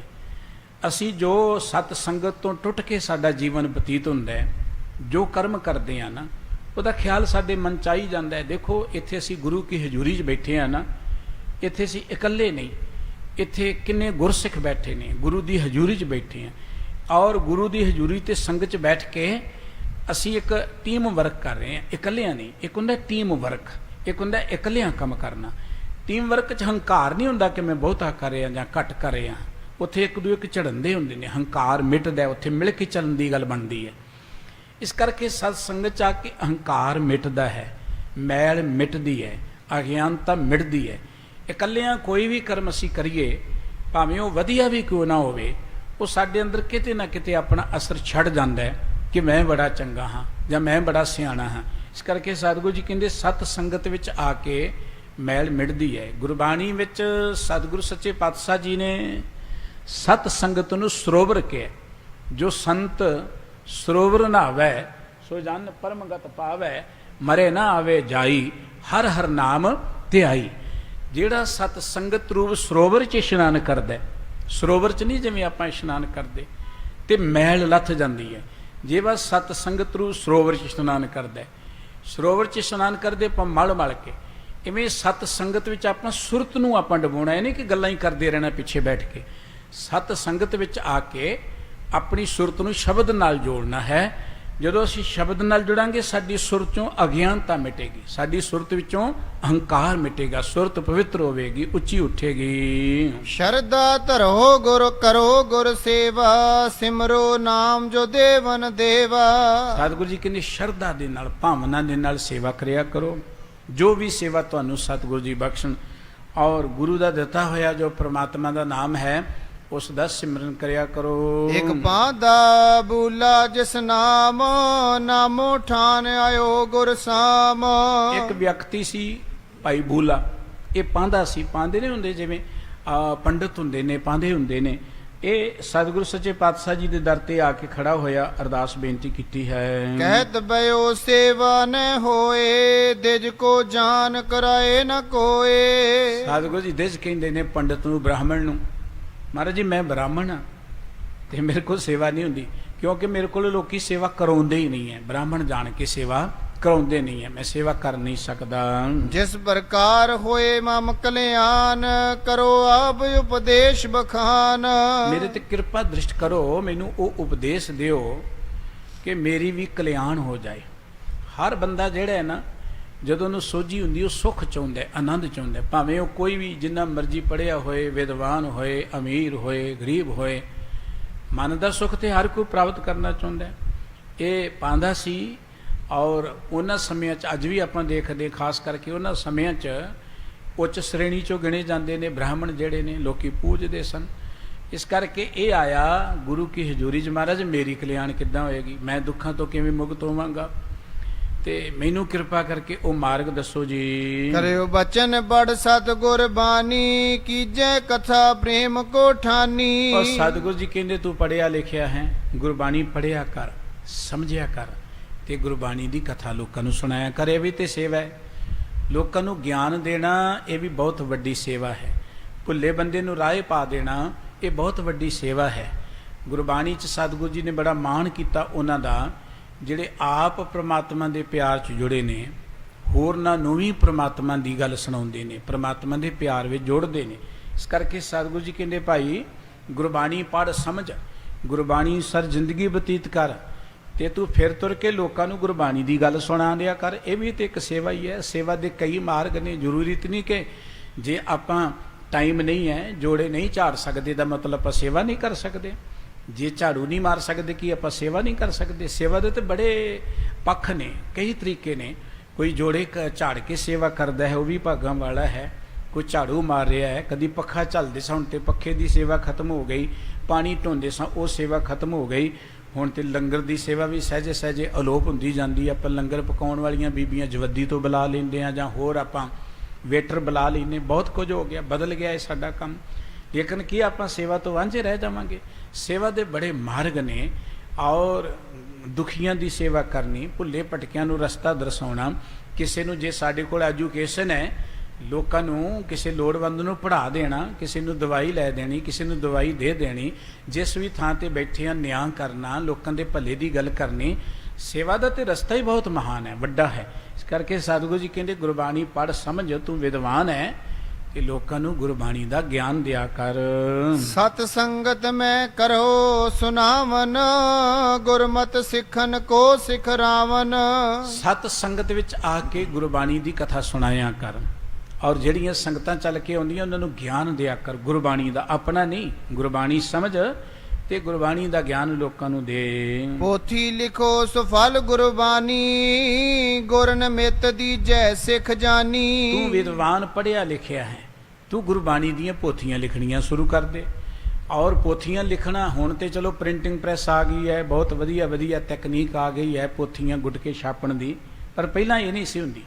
ਪਹਿਲਾਂ ਪੋਥੀਆਂ ਲਿਖੀਆਂ ਜਾਂਦੀਆਂ ਸਨ, ਲਿਖ ਕੇ ਵੰਡੀਆਂ ਜਾਂਦੀਆਂ ਸਨ। ਔਰ ਗੁਰਸਿੱਖੇ ਵੀ ਸੇਵਾ ਕਰਦੇ ਸਨ। ਭਾਈ ਗੁਰਦਾਸ ਜੀ ਨੇ ਸੇਵਾ ਦਾ ਜ਼ਿਕਰ ਵੀ ਕੀਤਾ ਕਿ ਪੋਥੀਆਂ ਲਿਖ ਲਿਖ ਕੇ ਜਿਹੜੇ ਵੰਡਦੇ ਉਹਨਾਂ ਨੂੰ ਵੀ ਪਰਿਣਾਮ ਹੈ। ਔਰ ਪੁਰਾਣੇ ਜਿਹੜੇ ਮਹਾਂਪੁਰਖ ਸਨ ਨਾ, ਉਹ ਗੁਰੂ ਗ੍ਰੰਥ ਸਾਹਿਬ ਜੀ ਦੀਆਂ ਪਵਿੱਤਰ ਬੀੜਾਂ ਲਿਖਿਆ ਕਰਦੇ ਸਨ, ਸਰੂਪ ਆਪਣੇ ਹੱਥੀਂ ਲਿਖਿਆ ਕਰਦੇ ਸਨ। ਹੁਣ ਤੇ ਇੱਕ ਲਹਿਰ ਜੀ ਚੱਲੀ ਹੈ ਬੜੀ ਡਰਾਉਣੀ ਜੀ ਸਾਡੇ 'ਚ, ਚਲੋ ਜੀ ਗੁਰੂ ਗ੍ਰੰਥ ਸਾਹਿਬ ਜੀ ਦੇ ਸਰੂਪ ਦਾ ਸੰਸਕਾਰ ਹੀ ਕਰ ਦਿਓ। ਗੁਰੂ ਗ੍ਰੰਥ ਸਾਹਿਬ ਦਾ ਮਾੜਾ ਜਿਹਾ ਪੱਤਰਾ ਕਿਤੇ ਢਿੱਲਾ ਮੱਠਾ ਹੋਇਆ, ਉਹਨੂੰ ਬਦਲਣ ਦੀ ਬਜਾਏ ਨਾ ਕਈ ਸੰਸਥਾਵਾਂ ਬਣ ਗਈਆਂ ਸੇਵਾ ਦੇ ਨਾਂ 'ਤੇ। ਗੁਰੂ ਸਾਹਿਬ ਦੇ ਸਰੂਪ ਚੁੱਕੋ ਤੇ ਉਹਨਾਂ ਨੂੰ ਜਾ ਕੇ ਅਗਨ ਭੇਟ ਕਰ ਦਿਓ। ਬੜੀ ਹੈਰਾਨੀ ਦੀ ਗੱਲ ਹੈ। ਕਦੀ ਕਿਤੇ ਸੁਣਿਆ ਕਿ ਬਾਈਬਲ ਨੂੰ ਕਿਸੇ ਨੇ ਅਗਨ ਭੇਟ ਕੀਤਾ ਹੋਏ? ਕਿਤੇ ਸੁਣਿਆ? ਔਰ ਮੈਨੂੰ ਅੱਜ ਤੋਂ 15-20 ਸਾਲ ਪਹਿਲਾਂ, ਕਿਉਂਕਿ ਇਹ ਲਹਿਰ ਬੜੀ ਸੋਚੀ ਸਮਝੀ ਸਾਜ਼ਿਸ਼ ਦੇ ਅਧੀਨ ਚੱਲੀ ਸਾਡੇ ਵਿੱਚ। ਪੌਂਟਾ ਸਾਹਿਬ ਸੀ ਸੇਵਾ, ਉੱਥੇ ਇੱਕ ਦਿੱਲੀ ਤੋਂ ਗਰੁੱਪ ਆਇਆ। ਉਦੋਂ ਸੋਝੀ ਮੈਨੂੰ ਵੀ ਨਹੀਂ ਸੀ ਹੁੰਦੀ ਜੀ ਅਸੀਂ ਮਹਾਰਾਜ ਦੇ ਸਰੂਪਾਂ ਦੀ ਸੇਵਾ ਕਰਨੀ। ਜਿੱਥੇ ਕਵੀ ਦਰਬਾਰ ਅਸਥਾਨ ਸੀ, ਹੁਣ ਤੇ ਉਹ ਵੀ ਥਾਂ ਬਦਲ ਦਿੱਤਾ, ਉੱਪਰ ਬਣਾ ਦਿੱਤਾ। ਉੱਥੇ ਅੰਗੀਠਾ ਤਾਰ ਕਰ ਲਿਆ, ਘਿਓ ਦੇ ਪੀਪੇ ਲੈਣ ਤੇ ਬੜੀ ਹੈਰਾਨੀ ਹੋਈ। ਉਹ ਮਹਾਰਾਜ ਦੇ ਸਰੂਪ ਖੋਲ ਕੇ ਮੈਂ ਦੇਖੇ, ਉਹ ਪੱਥਰ ਛਾਪੇ ਦੇ ਬੜੇ ਬੜੇ ਅਮੋਲਕ ਸਰੂਪ, ਕੋਈ ਵੀ ਪੰਨਾ ਉਹਨਾਂ ਦਾ ਖਰਾਬ ਨਹੀਂ ਸੀ। ਉਹ ਸਭ ਉੱਥੇ ਲਿਆ ਕੇ ਅਗਨ ਭੇਟ ਕਰ ਦਿੱਤੇ। ਉਹਨਾਂ ਨੇ ਪੱਕਾ ਹੀ ਥਾਂ ਬਣਾ ਲਿਆ, ਪੱਕੇ ਥਾਂ ਬਣ ਗਏ ਗੁਰੂ ਗ੍ਰੰਥ ਸਾਹਿਬ ਜੀ ਦੇ ਸਰੂਪਾਂ ਨੂੰ ਅਗਨ ਭੇਟ ਕਰਨ ਦੇ। ਕਦੀ ਸੋਚਿਆ ਕਿਉਂ ਹੋ ਰਿਹਾ? ਇਸ ਕਰਕੇ ਹੋ ਰਿਹਾ ਕਿ ਸਾਡਾ ਪੁਰਾਤਨ ਖਜ਼ਾਨਾ ਜਿਹੜਾ ਹੈ ਨਾ, ਉਹਨੂੰ ਖਤਮ ਕਰ ਦਿੱਤਾ ਜਾਏ, ਸਾਡਾ ਸਾਹਿਤ ਖਤਮ ਕਰ ਦਿੱਤਾ ਜਾਏ। ਹੁਣ ਮਨ ਮਰਜ਼ੀ ਦੀਆਂ ਬੀੜਾਂ ਛਾਪੀਆਂ ਜਾਣ। ਅੱਜ ਤੋਂ ਪਹਿਲਾਂ ਦੀਆਂ ਬੜੀਆਂ ਗੁਰੂ ਗ੍ਰੰਥ ਸਾਹਿਬ ਜੀ ਦੀਆਂ ਬੀੜਾਂ ਦੇਖ ਲਓ ਤੇ ਹੁਣ ਤੁਹਾਨੂੰ ਕਿੰਨੇ ਅੱਖਰਾਂ 'ਚ ਗਲਤੀਆਂ ਮਿਲਣਗੀਆਂ। ਅਸੀਂ ਕਦੀ ਸੋਚਿਆ ਹੀ ਨਹੀਂ ਕਿ ਸਾਜ਼ਿਸ਼ ਕੀ। ਅਸੀਂ ਬੜੀ ਸ਼ਰਧਾ ਵਾਸ, ਚਲੋ ਜੀ ਗੁਰੂ ਗ੍ਰੰਥ ਸਾਹਿਬ ਜੀ ਦੀ ਸੇਵਾ ਹੋ ਰਹੀ ਹੈ, ਆਪਾਂ ਉੱਥੇ ਚੱਲੀਏ, ਸੰਸਕਾਰ ਹੋ ਰਿਹਾ ਹੈ। ਠੀਕ ਹੈ, ਜੋ ਗੁਰੂ ਗ੍ਰੰਥ ਸਾਹਿਬ ਜੀ ਦਾ ਸਰੂਪ ਪ੍ਰਕਾਸ਼ ਕਰਨ ਯੋਗ ਨਹੀਂ ਹੈ, ਉਹਦੇ ਪੱਤਰੇ ਬਦਲੇ ਵੀ ਜਾ ਸਕਦੇ ਨੇ, ਜਿਲਦਾਂ ਬਦਲੀਆਂ ਜਾ ਸਕਦੀਆਂ ਨੇ, ਚਿਰ ਲਈ ਰੱਖਿਆ ਜਾ ਸਕਦਾ ਹੈ। ਸਾਡੇ ਤੋਂ ਵੱਡਾ ਕਮਲਾ ਕੌਣ ਹੋਏਗਾ ਕਿ ਅਸੀਂ ਪੈਸੇ ਖਰਚ ਕਰਕੇ ਗੁਰੂ ਗ੍ਰੰਥ ਸਾਹਿਬ ਜੀ ਦੇ ਸਰੂਪ ਆ ਵੀ ਅਗਨ ਭੇਟ ਕਰ ਦਿੱਤੇ। ਪ੍ਰਾਤਨ ਹੱਥ ਲਿਖਤ ਜਿਹੜੇ ਸਾਡਾ ਇਤਿਹਾਸ ਸੀ, ਉਹ ਸਾਰਾ ਹੀ ਅਸੀਂ ਖਤਮ ਕਰ ਦਿੱਤਾ। ਇਹ ਸਾਡਾ ਦਿਮਾਗ ਹੈ। ਪੁਰਾਣੇ ਮਹਾਂਪੁਰਖ ਜਿਹੜੇ ਉਦਾਸੀ ਸਨ, ਉਹ ਆਪਣੇ ਹੱਥੀਂ ਗੁਰੂ ਗ੍ਰੰਥ ਸਾਹਿਬ ਜੀ ਦੇ ਸਰੂਪ ਤਿਆਰ ਕਰਿਆ ਕਰਦੇ ਸਨ। ਇੱਕ ਬੜੀ ਪਿਆਰੀ ਘਟਨਾ ਹੁੰਦੀ ਹੈ। ਗੁਰੂ ਕਲਗੀਧਰ ਪਾਤਸ਼ਾਹ ਜੀ ਦੇ ਕੋਲ ਭਾਈ ਆਨੰਦ ਚੰਦ ਜੀ ਸਨ, ਸਤਿਗੁਰੂ ਜੀ ਦੇ ਦੀਵਾਨ ਸਨ, ਬੜੇ ਸਿਆਣੇ ਸਨ, ਯੋਧੇ ਵੀ ਸਨ। ਇੱਕ ਉਦਾਸੀ ਮਹਾਂਪੁਰਖ ਆਇਆ, ਉਹਨੇ ਗੁਰੂ ਗ੍ਰੰਥ ਸਾਹਿਬ ਜੀ ਦੀ ਪਵਿੱਤਰ ਬੀੜ ਲਿਖੀ। ਉਹਦੀ ਲਿਖਾਈ ਬੜੀ ਵਧੀਆ ਸੀ, ਬੜੀ ਪਿਆਰੀ ਸੀ। ਤੇ ਉਦੋਂ ਇਹ ਸੀ ਕਿ ਬੀੜ ਗੁਰੂ ਸਾਹਿਬ ਦੀ ਲਿਖ ਕੇ ਉਹਦੇ ਤੇ ਦਸਖਤ ਸਤਿਗੁਰੂ ਜੀ ਦੇ ਹੋਣੇ ਚਾਹੀਦੇ ਨੇ, ਫਿਰ ਪ੍ਰਵਾਨ ਹੋਏਗੀ। ਨਾਲੇ ਸਤਿਗੁਰੂ ਜੀ ਉਹਨੂੰ ਸ਼ੁੱਧ ਕਰਦੇ ਸਨ। ਇਹ ਭਾਵਨਾ ਸੀ, ਇਹ ਨਹੀਂ ਸੀ ਕਿ ਚੋਰੀ ਛਾਪ ਦਿੱਤੀ। ਜਿਵੇਂ ਹੁਣ ਨਹੀਂ ਪ੍ਰੈਸ ਵਾਲੇ ਆਪੇ ਛਾਪ ਕੇ ਵੰਡੀ ਜਾਂਦੇ, ਪੁੱਛਦਾ ਹੀ ਕੋਈ ਨਹੀਂ, ਨਾ ਪੁੱਛਣ ਵਾਲਾ ਹੈ ਤੇ ਨਾ ਉਹ ਚਾਹੁੰਦੇ ਕੋਈ ਪੁੱਛੇ। ਮਨ ਮਰਜ਼ੀ ਦੇ ਗੁਟਕੇ ਛਾਪੇ ਜਾਂਦੇ ਨੇ। ਆ ਬਾਜ਼ਾਰਾਂ 'ਚ ਦੇਖ ਲੈ, ਸ਼ਰਧਾ ਭਾਵਨੀ ਦੇ ਗੁਟਕੇ ਨੇ, ਪਤਾ ਨਹੀਂ ਕੀ ਕੀ ਗੁਟਕੇ ਛਾਪ ਕੇ ਮਨਮਤ ਨੂੰ ਪ੍ਰਚਾਰਿਆ ਜਾ ਰਿਹਾ। ਕਿਉਂਕਿ ਇਸ ਵੇਲੇ ਸਾਡਾ ਆਗੂ ਕੋਈ ਨਹੀਂ ਹੈ। ਉਵੇਂ ਅਖੌਤੀ ਜਥੇਦਾਰ ਬੜੇ ਨੇ, ਪਰ ਕੋਈ ਕੌਮ ਦੀ ਯੋਗ ਅਗਵਾਈ ਕਰ ਸਕੇ ਸਿਆਣਾ ਆਗੂ ਹੈ ਕੋਈ ਨਹੀਂ ਇਸ ਵੇਲੇ। ਕੌਮ ਜਿਹੜੀ ਹੈ ਨਾ, ਉਹ ਨਿਆਸਰੀ ਜੀ ਹੋਈ ਫਿਰਦੀ, ਕੋਈ ਪੁੱਛਣ ਗਿੱਛਣ ਵਾਲਾ ਹੀ ਨਹੀਂ, ਨਾ ਕੋਈ ਸੰਸਥਾ ਹੈ। ਠੀਕ ਹੈ ਕਿ ਵੱਡੀਆਂ ਸੰਸਥਾਵਾਂ ਦੇ ਨਾਂ ਤੇ ਅਡੰਬਰ ਅਸੀਂ ਜ਼ਰੂਰ ਕਰਦੇ, ਸਾਡੀ ਫਲਾਣੀ ਸੰਸਥਾ ਪਾਰਲੀਮੈਂਟ ਹੈ, ਪਰ ਉਹਨੇ ਕਦੀ ਆਪਣੀ ਜ਼ਿੰਮੇਵਾਰੀ ਨਿਭਾਈ ਹੈ? ਵੀ ਗੁਟਕੇ ਕੌਣ ਸ਼ਬਦ ਹੈ, ਕਿਵੇਂ ਬਣਦਾ, ਉਹਦੇ 'ਚ ਕਿੰਨੀਆਂ ਗਲਤੀਆਂ ਨੇ, ਜੇ ਨਿਭਾਈ ਤੇ ਤੁਸੀਂ ਦੱਸੋ ਕੋਈ। ਇਹਦਾ ਮਤਲਬ ਕਿ ਆਪਾਂ ਨਿਆਸਰੇ ਜਾਏ ਹਾਂ, ਜਿਹੜਾ ਮਰਜ਼ੀ ਜੋ ਮਰਜ਼ੀ ਸ਼ਬਦ ਦੇ ਵੰਡੀ ਚਲਿਆ ਜਾਂਦਾ ਹੈ, ਕੋਈ ਪੁੱਛਣ ਵਾਲਾ ਹੈ ਹੀ ਨਹੀਂ ਹੈ। ਗੁਰੂ ਗ੍ਰੰਥ ਸਾਹਿਬ ਜੀ ਦੀਆਂ ਪਵਿੱਤਰ ਬੀੜਾਂ ਲਿਖ ਕੇ ਉਹ ਫਿਰ ਸਤਿਗੁਰੂ ਜੀ ਦੇ ਕੋਲੋਂ ਆ ਕੇ ਸਹੀ ਪਵਾਇਆ ਕਰਦੇ ਸਨ। ਇਹ ਉਦਾਸੀ ਮਹਾਂਪੁਰਖ ਆ ਗਿਆ ਅਨੰਦਪੁਰ ਸਾਹਿਬ ਜੀ ਵਿੱਚ, ਕਿਵੇਂ ਗੁਰੂ ਸਾਹਿਬ ਜੀ ਦਾ ਸਰੂਪ ਤਿਆਰ ਕੀਤਾ, ਸਤਿਗੁਰੂ ਜੀ ਦੇ ਦਸਤਖਤ ਕਰਾ ਦਿਓ, ਉਹਨਾਂ ਪਾਸੋਂ ਸਹੀ ਪਵਾ ਦਿਓ। ਤੇ ਭਾਈ ਨਾਨਕ ਚੰਦ ਜੀ ਕਹਿੰਦੇ ਕਿ ਸਤਿਗੁਰੂ ਜੀ ਤਾਂ ਇੱਥੇ ਨਹੀਂ ਹੈ, ਤੂੰ ਬੀੜ ਇੱਥੇ ਰੱਖ ਜਾ, ਆਉਣਗੇ ਤੇ ਅਸੀਂ ਉਹਨਾਂ ਨੂੰ ਦਿਖਾ ਕੇ ਸਹੀ ਪਵਾ ਦੇਵਾਂਗੇ, ਤੂੰ ਲੈ ਜਾਈਂ। ਉਹ ਮਹਾਂਪੁਰਖ ਉੱਥੇ ਬੀੜ ਸਤਿਗੁਰੂ ਜੀ ਦੀ ਰੱਖ ਗਏ। ਉਦੋਂ ਬਾਅਦ ਕੀ ਹੋਇਆ, ਭਾਈ ਨੰਦ ਚੰਦ ਜੀ ਨੇ ਦੇਖਿਆ ਲਿਖਾਈ ਬੜੀ ਪਿਆਰੀ ਸੀ ਉਹਨਾਂ ਮਹਾਂਪੁਰਖਾਂ ਦੀ। ਭਾਈ ਨੰਦ ਚੰਦ ਜੀ ਦਾ ਮਨ ਡੋਲ ਗਿਆ। ਦੇਖੋ ਬੜਾ ਸਿਆਣਾ ਸੀ, ਬੜਾ ਵਿਦਵਾਨ ਸੀ, ਦੀਵਾਨ ਸੀ, ਪਰ ਮਨ ਡੋਲ ਗਿਆ। ਉਹਨੇ ਉਹ ਗੁਰੂ ਸਾਹਿਬ ਦਾ ਸਰੂਪ ਜਿਹੜਾ ਸੀ ਨਾ, ਉਹ ਆਸੇ ਪਾਸੇ ਕਰ ਲਿਆ। ਉਹ ਜਦੋਂ ਉਦਾਸੀ ਮਹਾਂਪੁਰਖ ਆਇਆ, ਉਹਨੇ ਸਤਿਗੁਰੂ ਜੀ ਦੇ ਸਰੂਪ ਦੀ ਮੰਗ ਕੀਤੀ ਤੇ ਭਾਈ ਨੰਦ ਚੰਦ ਜੀ ਮੁੱਕਰ ਗਏ ਕਿ ਹੈ ਹੀ ਨਹੀਂ, ਦੇ ਕੇ ਨਹੀਂ ਗਿਆ। ਇੱਥੋਂ ਤੱਕ ਵੀ ਇਤਿਹਾਸ ਕਥਾ ਹੈ ਭਾਈ ਸੰਤੋਖ ਸਿੰਘ ਨੇ ਲਿਖੀ, ਭਾਈ ਨੰਦ ਚੰਦ ਜੀ ਉੱਥੋਂ ਭੱਜ ਹੀ ਗਏ ਸਰੂਪ ਲੈ ਕੇ। ਉੱਥੋਂ ਭੱਜੇ ਕਰਤਾਰਪੁਰ ਧੀਰਮਲ ਦੇ ਡੇਰੇ ਜਾ ਵੜੇ। ਉਹ ਧੀਰਮਲੀਆਂ ਨੇ ਭਾਈ ਨੰਦ ਚੰਦ ਜੀ ਨੂੰ ਫਿਰ ਉੱਥੇ ਮਾਰ ਹੀ ਦਿੱਤਾ। ਉਹਨਾਂ ਉੱਥੇ ਮਾਰੇ ਗਏ, ਉਹਨਾਂ ਦੇ ਘੇਰੇ 'ਚ ਆ ਕੇ ਬਚੇ ਨਾ। ਲੇਕਿਨ ਇਹ ਗੱਲ ਇੱਥੋਂ ਚੱਲੀ ਕਿ ਗੁਰੂ ਗ੍ਰੰਥ ਸਾਹਿਬ ਜੀ ਦੇ ਸਰੂਪ ਉਦਾਸੀ ਮਹਾਂਪੁਰਖ ਜਾਂ ਹੋਰ ਜਿਹੜੇ ਮਹਾਂਪੁਰਖ ਸਨ ਆਪਣੇ ਹੱਥੀਂ ਲਿਖਦੇ ਸਨ, ਔਰ ਉਹ ਫਿਰ ਸਿੱਖਾਂ 'ਚ ਗਾਂ ਥਾਂ ਥਾਂ ਤੇ ਗੁਰਦੁਆਰਿਆਂ 'ਚ ਉਹਨਾਂ ਦਾ ਪ੍ਰਗਾਸ ਕਰਿਆ ਕਰਦੇ ਸਨ। ਇਹ ਬਹੁਤ ਵੱਡੀ ਸੇਵਾ ਸੀ, ਗੁਰਬਾਣੀ ਦੀਆਂ ਪੋਥੀਆਂ ਲਿਖਣੀਆਂ, ਗੁਰਬਾਣੀ ਦੇ ਗੁਟਕੇ ਲਿਖਣੇ, ਗੁਰੂ ਗ੍ਰੰਥ ਸਾਹਿਬ ਜੀ ਦੀਆਂ ਪਵਿੱਤਰ ਬੀੜਾਂ ਲਿਖਣੀਆਂ, ਫਿਰ ਉਹਨਾਂ ਨੂੰ ਥਾਂ ਥਾਂ ਤੇ ਪ੍ਰਕਾਸ਼ ਕਰਨਾ, ਲੋਕਾਂ 'ਚ ਵੰਡਣਾ ਕਿ ਲੋਕੀ ਗੁਰਬਾਣੀ ਪੜ੍ਹ ਸਕਣ। ਤੇ ਸਤਿਗੁਰੂ ਸੱਚੇ ਪਾਤਸ਼ਾਹ ਜੀ ਕਹਿੰਦੇ, ਭਾਈ ਬੂਲਾ ਜੀ, ਪਾਂਧਾ ਜੀ, ਤੁਸੀਂ ਵਿਦਵਾਨ ਹੋ, ਗੁਰਬਾਣੀ ਪੜ੍ਹੋ, ਗੁਰਬਾਣੀ ਨੂੰ ਸਮਝੋ, ਔਰ ਗੁਰਬਾਣੀ ਦੀਆਂ ਪੋਥੀਆਂ ਲਿਖ ਲਿਖ ਕੇ ਲੋਕਾਂ ਵਿੱਚ ਤੁਸੀਂ ਭੇਜਿਆ ਕਰੋ, ਤਾਂ ਕਿ ਸਿੱਖੀ ਦਾ, ਬਾਣੀ ਦਾ ਪ੍ਰਚਾਰ ਹੋ ਸਕੇ। ਜੇ ਕੋ ਆਪ ਦਰਬ ਦੇ ਜਾਏ, ਧਰ ਸੰਤੋਖ ਵਰਤੀਐ ਪਾਏ। ਪਰ ਇੱਕ ਗੱਲ ਚੇਤੇ ਰੱਖਣਾ, ਪੈਸੇ ਮੰਗਣੇ ਨਹੀਂ ਹੈ। ਤੁਸੀਂ ਕਥਾ ਕਰੋਗੇ, ਪੈਸੇ ਮੰਗਣੇ ਨਹੀਂ। ਕੋਈ ਸੰਗਤ ਪਿਆਰ ਨਾਲ ਦੇ ਦੇਵੇ, ਉਹ ਲੈ ਲੈਣੇ ਹੈ। ਸੰਤੋਖ ਰੱਖਣਾ ਉਹਦੇ ਵਿੱਚ, ਜਿੰਨੇ ਕੋਈ ਦੇ ਦੇਵੇ। ਗੁਰਬਾਣੀ ਦੀਆਂ ਪੋਥੀਆਂ ਲਿਖੀ ਜਾਣੀ ਹੈ, ਪੈਸੇ ਮੰਗਣੇ ਨਹੀਂ। ਆ ਸੇਵਾ ਪੰਥੀ ਮਹਾਂਪੁਰਖਾਂ ਦਾ ਇਤਿਹਾਸ ਪੜ੍ਹੋ ਨਾ, ਉਹ ਮੁੰਜ ਵੜਦੇ ਸਾਂ ਜਾਂ ਪੋਥੀਆਂ ਲਿਖਦੇ ਸਨ, ਲਿਖ ਕੇ ਰੱਖ ਦੇਣੀਆਂ, ਜਿਹਨੂੰ ਲੋੜ ਹੈ ਉੱਥੇ ਪੈਸੇ ਰੱਖ ਕੇ ਲੈ ਜਾਏ। ਉਹਨਾਂ ਪੈਸੇ ਮੰਗਣੇ ਨਹੀਂ, ਆਪਣੀ ਮਰਜ਼ੀ ਅਨੁਸਾਰ ਰੱਖ ਜਾਏ, ਜਿਹੜਾ ਰੱਖ ਜਾਏ। ਸਤਿਗੁਰੂ ਜੀ ਇਹਨੂੰ ਵੀ ਕਹਿ ਰਹੇ, ਭਈ ਸੇਵਾ ਕਰ। ਦੇਖੋ ਸੇਵਾ ਕਰਨ ਵਾਲੇ ਨੂੰ ਤੇ ਸੰਗਤ ਮਾਣ ਹੀ ਬੜਾ ਦਿੰਦੀ ਹੈ। ਸੇਵਾ ਕਰਨ ਵਾਲੇ ਨੂੰ ਤੇ ਸੰਗਤ ਇੰਨਾ ਸਤਿਕਾਰ ਦਿੰਦੀ ਹੈ। ਗੁਰੂ ਕੀ ਸੰਗਤ ਦੀ ਸੇਵਾ ਕਰਨ ਵਾਲਾ ਕਦੀ ਭੁੱਖਾ ਰਹਿ ਸਕਦਾ? ਕਦੀ ਭੁੱਖਾ ਨਹੀਂ ਰਹਿ ਸਕਦਾ। ਇਸ ਕਰਕੇ ਕਿਸੇ ਪਾਸੋਂ ਮੰਗਣੇ ਨਹੀਂ, ਜੋ ਖੁਸ਼ ਹੋ ਕੇ ਦੇਵੇ ਉਹਨੂੰ ਪ੍ਰਵਾਨ ਕਰ ਲੈਣਾ, ਉਹਦੇ ਵਿੱਚ ਸੰਤੋਖ ਕਰਨਾ, ਉਹਦੇ ਵਿੱਚ ਹੀ ਆਪਣਾ ਗੁਜ਼ਾਰਾ ਕਰਨਾ। ਤੇਰੇ ਤੇ ਵਾਹਿਗੁਰੂ ਜੀ ਦੀ ਰਹਿਮਤ ਹੋਵੇਗੀ। ਨਹੀਂ ਆਪ ਜਾਚੋ ਕਿਸ ਪਾਸੀ, ਇਹ ਸੇਵਾ ਬੜ ਫਲ ਹੈ ਪ੍ਰਕਾਸ਼ੀ। ਕਿਸੇ ਪਾਸੋਂ ਮੰਗਣਾ ਨਹੀਂ ਹੈ, ਤੇਰੀ ਸੇਵਾ ਜਿਹੜੀ ਬੜੀ ਸਫਲ ਹੋਏਗੀ, ਔਰ ਇਹ ਵੱਡੀ ਸੇਵਾ ਹੈ। ਗੁਰਬਾਣੀ ਪੜ੍ਹਨੀ, ਗੁਰਬਾਣੀ ਦੀਆਂ ਪੋਥੀਆਂ ਲਿਖਣੀਆਂ, ਗੁਰਬਾਣੀ ਪੜ੍ਹ ਕੇ ਸੁਣਾਉਣੀ ਇੱਕ ਬਹੁਤ ਵੱਡੀ ਸੇਵਾ ਹੈ। ਡੱਲੇ ਬਾਸੀ ਸਿੱਖ ਸਮੁਦਾਏ, ਇੱਕ ਦਿਨ ਸਕਲ ਗੁਰੂ ਡਿਗ ਆਏ। ਡੱਲੇ ਦੇ ਰਹਿਣ ਵਾਲੇ ਗੁਰਸਿੱਖ ਬਹੁਤ ਸਾਰੇ ਇਕੱਠੇ ਹੋ ਕੇ ਇੱਕ ਦਿਨ ਸਤਿਗੁਰੂ ਸੱਚੇ ਪਾਤਸ਼ਾਹ ਜੀ ਦੇ ਕੋਲ ਚੱਲ ਕੇ ਆਏ। ਦੇਖਦੇ ਹੋ ਸਾਂਝਾ ਉਪਦੇਸ਼, ਸ਼੍ਰੀ ਸਤਿਗੁਰ ਕਰ ਕਿਰਪਾ ਵਿਸ਼ੇਸ਼। ਸਤਿਗੁਰੂ ਜੀ ਨੇ ਉਹਨਾਂ ਸਾਰਿਆਂ ਨੂੰ ਉਪਦੇਸ਼ ਦਿੱਤਾ ਹੈ, ਬੜੀ ਕਿਰਪਾ ਦ੍ਰਿਸ਼ ਕੀਤੀ ਉਹਨਾਂ ਤੇ। ਦਿਨ ਗੁਰਪੁਰਬ ਦਰਸ ਸੰਕਰਾਤ, ਦੀਪ ਮਾਲਿਆ ਦਿਕ ਬਖਿਆਤ। ਸਤਿਗੁਰੂ ਜੀ ਕਹਿੰਦੇ ਜਦੋਂ ਗੁਰਪੁਰਬ ਦੇ ਦਿਨ ਹੁੰਦੇ ਨੇ, ਦੀਪਮਾਲਾ ਹੁੰਦੀ ਹੈ। ਸਿੱਖੀ ਮਾਰਗ ਦੇ ਵਿੱਚ 2 ਦਿਨ ਜਿਹੜੇ ਸਨ, ਉਹ ਸਤਿਗੁਰੂ ਜੀ ਨੇ ਉਚੇਚੇ ਤੌਰ ਤੇ ਪੁਰਬ ਦੇ ਤੌਰ ਤੇ ਮਨਾਉਣ ਦੀ ਗੱਲ ਕੀਤੀ। ਅਸੀਂ ਕੋਈ ਉਸ ਖਿਆਲ ਦੇ ਨਾਲ ਦਿਨ ਨਹੀਂ ਮਨਾਉਂਦੇ ਜਿਵੇਂ ਹੋਰ ਮਤ ਮਨਾਉਂਦੇ ਨੇ। ਜਿਵੇਂ ਵਿਸਾਖੀ ਗੁਰੂ ਅਮਰਦਾਸ ਜੀ ਮਹਾਰਾਜ ਦੇ ਸਮੇਂ ਤੋਂ ਪ੍ਰਚਲਿਤ ਹੋਈ ਹੈ, ਇਸ ਤਰ੍ਹਾਂ ਕਿਉਂਕਿ ਪੁਰਾਣੇ ਸਮਿਆਂ 'ਚ ਇਕੱਠੇ ਹੋਣ ਦਾ ਇੱਕ ਬਹਾਨਾ ਸੀ। ਮੱਸਿਆ ਤੇ ਲੋਕ ਇਕੱਠੇ ਹੁੰਦੇ ਸਨ, ਸੰਗਰਾਂਦ ਤੇ ਲੋਕ ਇਕੱਠੇ ਹੁੰਦੇ ਸਨ, ਔਰ ਉਸ ਤਰੀਕੇ ਨਾਲ ਵੀ ਸਤਿਗੁਰੂ ਜੀ ਨੇ ਕਿਹਾ ਵੀ ਜਦੋਂ ਇਹ ਦਿਨ ਹੁੰਦੇ ਨੇ, ਜਿੱਥੇ ਦੁਨੀਆ ਇਕੱਤਰ ਹੁੰਦੀ ਹੈ, ਉੱਥੇ ਜਾ ਕੇ ਸੇਵਾ ਕਰਿਆ ਕਰੋ ਸੰਗਤ ਵਿੱਚ। ਗੁਰਮਤਿ ਕਿਸੇ ਦਿਨ ਦਿਹਾੜ ਦੇ ਵਹਿਮ ਭਰਮ 'ਚ ਨਹੀਂ ਪੈਂਦੀ। ਸਾਡੇ ਲਈ ਤੇ ਸੋਈ ਦਿਨ ਸੁਹਾਵੜਾ, ਜਿਤ ਪ੍ਰਭ ਆਵੇ ਚਿਤ, ਜਿਤ ਦਿਨ ਵਿਸਰੈ ਪਾਰ ਬ੍ਰਹਮ, ਫਿਟ ਭਲੇਰੀ ਰੁੱਤ। ਸਾਡੇ ਲਈ ਮਹਾਦਿਵਸ ਮੂਰਤ ਭਲੇ, ਜਿਸ ਕੋ ਨਦਰ ਕਰੇ, ਨਾਨਕ ਮੰਗੇ ਦਰਸਦਾਨ, ਕਿਰਪਾ ਕਰੋ ਹਰੀ। ਸੋ ਸਤਿਗੁਰੂ ਜੀ ਕਹਿੰਦੇ ਜਦੋਂ ਵੀ ਜਿੱਥੇ ਸੰਗਤ ਇਕੱਠੀ ਹੁੰਦੀ ਹੈ ਦਿਨ ਦਿਹਾੜ ਵਾਲੇ ਦਿਨ, ਉੱਥੇ ਜਾ ਕੇ ਸੇਵਾ ਕਰਿਆ ਕਰੋ।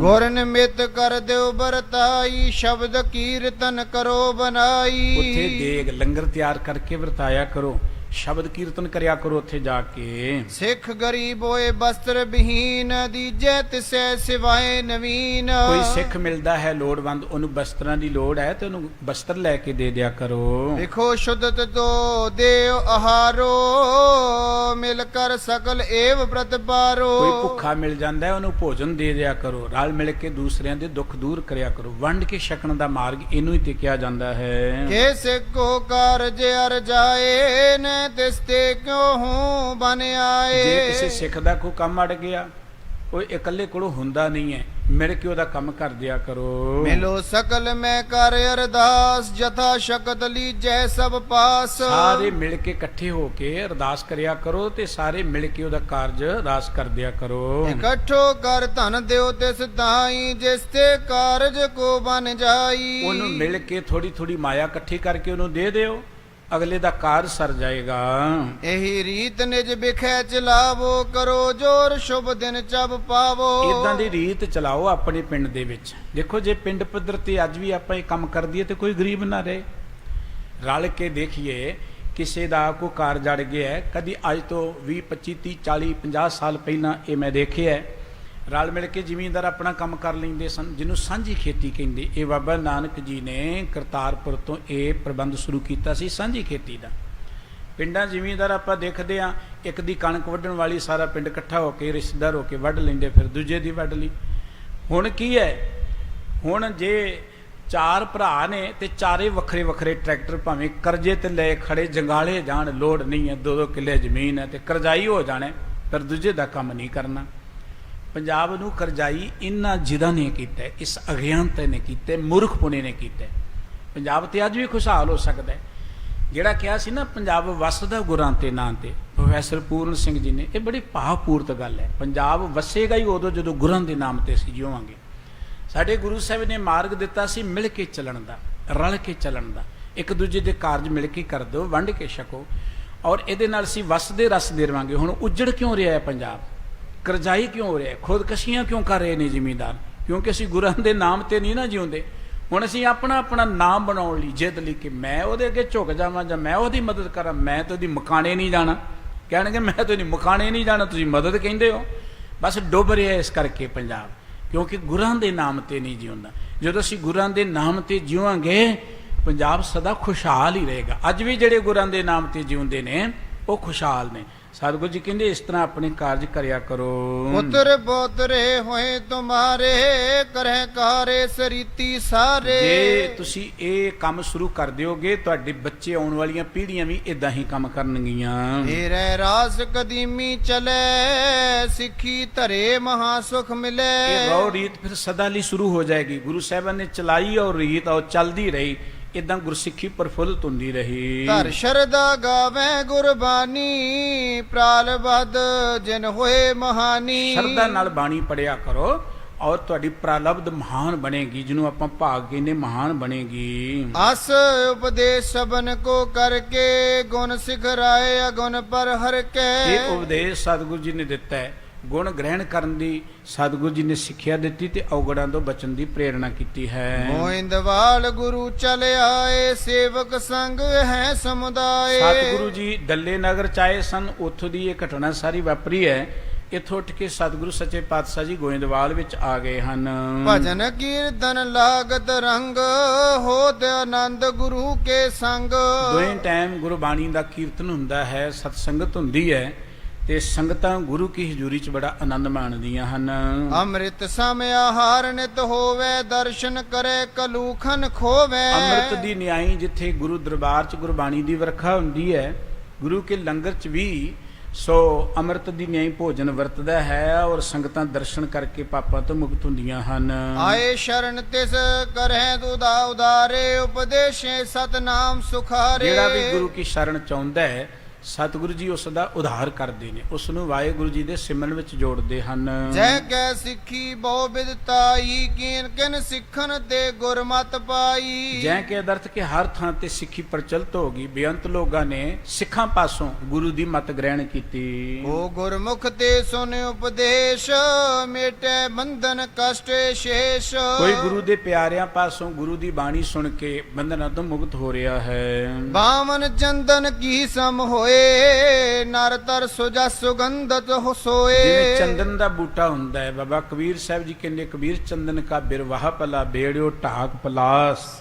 ਓਏ ਪੀ ਚੰਦਨ ਹੋਏ ਰਹੇ ਬਸੇ ਜੋ ਚੰਦਨ ਪਾਸ। ਇਵੇਂ ਜਿੱਥੇ ਜਿੱਥੇ ਗੁਰੂ ਕੇ ਸਿੱਖ ਵਸਦੇ ਨੇ ਉਹ ਗੁਰਬਾਣੀ ਦੀ ਖੁਸ਼ਬੂ ਫੈਲਾ ਰਹੇ ਨੇ, ਲੋਕਾਂ ਨੂੰ ਗੁਰਬਾਣੀ ਨਾਲ ਜੋੜ ਰਹੇ ਹਨ। ਨਿਕਟ ਬਸੇ ਪੂਰਬ ਵਡ ਭਾਗੀ, ਸਤਨਾਮ ਸੋਇ ਔਰ ਲਿਵ ਲਾਗੀ। ਜਿਹੜੇ ਗੁਰਸਿੱਖਾਂ ਦੇ ਨੇੜੇ ਵਸਦੇ ਨੇ ਉਹ ਵੀ ਵੱਡੇ ਭਾਗਾਂ ਵਾਲੇ ਬਣ ਜਾਂਦੇ ਨੇ, ਸਤਨਾਮ ਵਾਹਿਗੁਰੂ ਜੀ ਦਾ ਸਿਮਰਨ ਕਰਦੇ ਹਨ। ਧੰਨ ਧੰਨ ਗੁਰ ਅਮਰ ਉਚਾਰੇ, ਅੰਤਰ ਬ੍ਰਿਤੀ ਬੈਠ ਨਿਤ ਧਾਰੇ। ਸਾਰੇ ਹੀ ਸਤਿਗੁਰੂ ਸੱਚੇ ਪਾਤਸ਼ਾਹ ਸ੍ਰੀ ਗੁਰੂ ਅਮਰਦਾਸ ਜੀ ਦੀ ਵਡਿਆਈ ਕਰਦੇ ਹਨ ਤੇ ਆਪ ਵਾਹਿਗੁਰੂ ਜੀ ਦੇ ਪਿਆਰ ਵਿੱਚ ਜੁੜ ਕੇ ਆਨੰਦ ਮਾਣਦੇ ਨੇ। ਸਤਿਗੁਰੂ ਜੀ ਨੇ ਸਾਨੂੰ ਵੀ ਕੇਵਲ ਇੱਕ ਪਰਮ ਪਿਤਾ ਵਾਹਿਗੁਰੂ ਜੀ ਦੇ ਪਿਆਰ ਜੁੜਨ ਦੀ ਪ੍ਰੇਰਣਾ ਕੀਤੀ ਹੈ। ਸਤਿਗੁਰੂ ਜੀ ਮਿਹਰ ਕਰਨ, ਗੁਰੂ ਕਾ ਇਹ ਉਪਦੇਸ਼ ਸਾਡੇ ਹਿਰਦੇ ਚ ਵਸੇ, ਭੁੱਲ ਚੁੱਕ ਦੀ ਖਿਮਾ ਕਰਨੀ ਜੀਓ। ਪਿਆਰ ਨਾਲ ਗੁਰਬਾਣੀ ਕੀਰਤਨ ਦਾ ਆਨੰਦ ਮਾਣੋ।